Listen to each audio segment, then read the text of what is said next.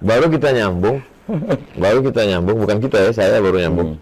Yang video, mohon maaf, saudara kita Nasrani di Yahudi, di Israel, diludahi oleh orang Yahudi.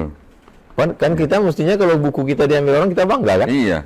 Kitab Yahudi diambil dalam kitab suci, tapi malah ketika orang Nasrani datang, dia ngeludah, mukul kepala, marah. Iya. Karena ajaran dia berbeda. Beda. Dan kemudian ada juga video ketika orang Yahudi, dia malah sholat di masjid. Tempat orang Islam. Iya. Kenapa dia nggak sholat? Padahal secara ini kan lebih dekat.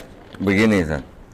Kalau untuk berbicara tentang kitab Taurat, orang Yahudi masih mau ngomong dengan orang Kristen.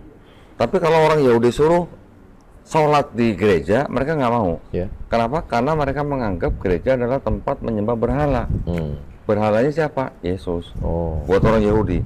Tapi kalau orang Yahudi tidak menemukan sinagog, Yahudi nggak boleh ada patung? Nggak boleh. Yahudi ketika dia tidak menemukan sinagog untuk tefillah, kalau dia nemu masjid, dia boleh masuk masjid.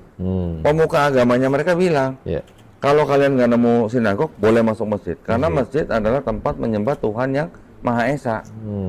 Tapi kalau gereja, kena paling banter hanya kena bayangan gentengnya saja. Gitu. Itu mereka harus menjauh. Gitu. Ya? Jadi orang Yahudi, Ustaz, ketika mereka misalnya jalan di sebuah mall, ada pohon Natal, ngelihat aja nggak boleh, Ustaz. Nggak boleh ngelihat. Mereka harus cari jalan lain, muter. Kalau perlu muter gitu. Sampai begitunya. Jadi kenapa mereka begitu? Karena buat mereka yang dilakukan oleh Kristen dengan menyembah Yesus itu adalah sebuah hal yang baru yang tidak pernah diajarkan dalam keyakinan Yahudi, Nabi Musa.